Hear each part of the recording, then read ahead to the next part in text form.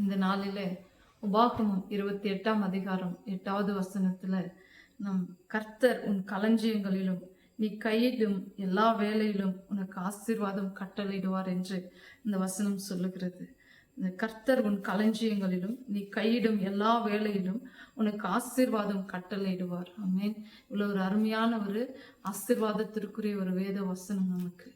இந்த ஆசீர்வாதத்தை நம்ம எப்படி சுதந்திரிக்க முடியும் அப்படின்னா 28வது அதிகாரம் 1வது வசனத்தில் இப்படியாய் சொல்லியிருக்கிறது.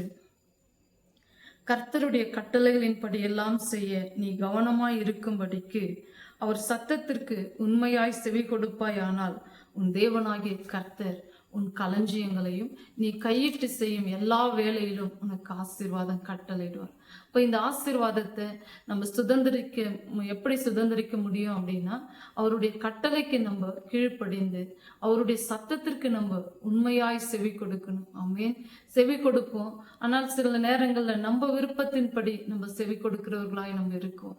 அவர் சொல்றாரு, உண்மையா என் சத்தத்திற்கு நீ செவி கொடுக்கும் பொழுது இந்த ஆசீர்வாதத்தை நீ பெற்றுக்கொள்ள முடியும்.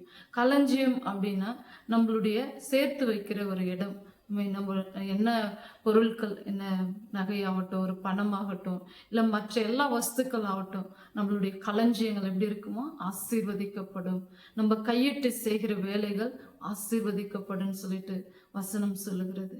அப்போ நம்ம இந்த நாளில நிறைய பேர் கையிட்டு செய்கிற காரியம் வாய்க்கல, ஆசீர்வாதமா இல்லை. நம்ம எவ்வளோ சேர்த்து வைத்தாலும் அது தங்கறது இல்லை. வர்றது எப்படி போகுதுன்னு அந்த பணமும் சரி, எல்லா காரியங்களும் இவ்வளோ வேதனையோடு கூட நம்ம காணப்படுவோம். அதுதான் ஏசப்பா சொல்றாங்க, தேவன் சொல்றாரு, என் கட்டளைக்கு நீங்க கீழ்ப்படிந்து என்னுடைய வார்த்தைக்கு, என்னுடைய சத்தத்திற்கு உண்மையாய் நீங்கள் செவி கொடுக்கும் பொழுது இந்த ஆசீர்வாதத்தை நீங்க சுதந்திரித்து கொள்ள முடியும் அப்படின்னு சொல்லிட்டு. ஆமென். நம்ம எல்லாம் முயற்சி செய்து எதற்காக நம்ம செய்யறோம் அப்படின்னா, நம்ம ஆசீர்வதிக்கப்படணும் அப்படின்னு சொல்லிட்டு. அப்போ நம்ம ஆசீர்வதிக்கப்படணும் அப்படின்னும் பொழுது நம்ம தேவனுடைய சத்தத்தை நம்ம கீழ்ப்படிந்து அவருடைய வார்த்தைக்கு நம்ம கவனம் கொடுத்து நம்ம செயல்படும் பொழுது நம்மள ஆசீர்வாதமாய் நாம் காணப்படுவோம். ஆமென். இப்படியாக தேவன் இதை கேட்கிற ஒவ்வொருவரும் நம்ம இதன்படி நம்ம செய்யும் பொழுது நம்ம ஆசீர்வாதத்தை ஏசப்பா நாமத்திலே சுதந்திரித்து கொண்டு நம்ம ஆண்டவராகிய இயேசு கிறிஸ்துவின் நாமத்திலே மனமகிழ்ச்சியாய் இருக்க முடியும். ஆமென். நாம் ஜெபிப்போம். எங்கள் அன்பும் இரக்கமுள்ள எங்கள் பரலோகத்தின் நல்ல பிதாவே, அருமையான இந்த நேரத்திற்காக உமக்கு நன்றி அப்பா, ஸ்தோத்திரம். நாங்கள் கேட்ட இந்த வசனத்திற்காக, இந்த வார்த்தைக்காக உமக்கு நன்றி.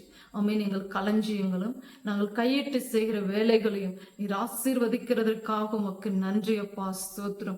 அதற்கு நாங்கள் உம்முடைய கட்டளைக்கு நாங்கள் கீழ்ப்படுகிறவர்களாய், உம்முடைய வசனத்திற்கு, உம்முடைய சத்தத்திற்கு நாங்கள் உண்மையாய் செவி சாய்க்கிற ஜனங்களாய் நாங்கள் காணப்பட அப்பா நீர் எங்களை வழி நடத்துங்கப்பா, ஸ்தோத்திரம். ஆமென்.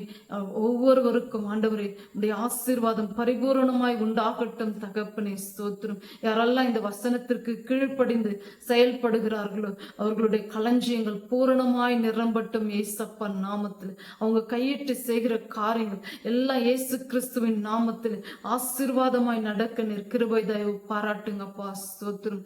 ஆமென். ஒவ்வொருவருக்கும் நல்ல சரீர சுகம், பலன், ஜீவனை கொடுத்து காத்து கொள்ளுங்க ஏசப்பா, ஸ்தோத்திரம். ஆமென். எந்த ஆண்டவரே வேதனையோடு கூட இருக்கிறார்களோ ஏசப்பா, இந்த மனதினுடைய கசப்பு வேதனைகள் எல்லாம் நீங்கி ஏசப்பா நாமத்துல பிதாவே ஆமென் சமாதானமா இருக்க நீங்க உதவி செய்யுங்கப்பா, ஸ்தோத்திரம். குடும்பத்திலும் கணவன் மனைவிக்குள்ளும் ஏசப்பா நல்ல ஒரு மனமகிழ்ச்சியை கொடுத்து ஏசப்பா நாமத்திலே மகிழ்ந்திருந்து ஆண்டவர் கொடுக்கிற இந்த ஆசீர்வாதங்களை சுதந்திரித்துக் கொள்ளுகிற குடும்பங்களாய், ஆமென், சந்ததிகளாய் ஏசப்பா நிர்மாற கிருபை தயவு பாராட்டுங்கப்பா, ஸ்தோத்திரம்.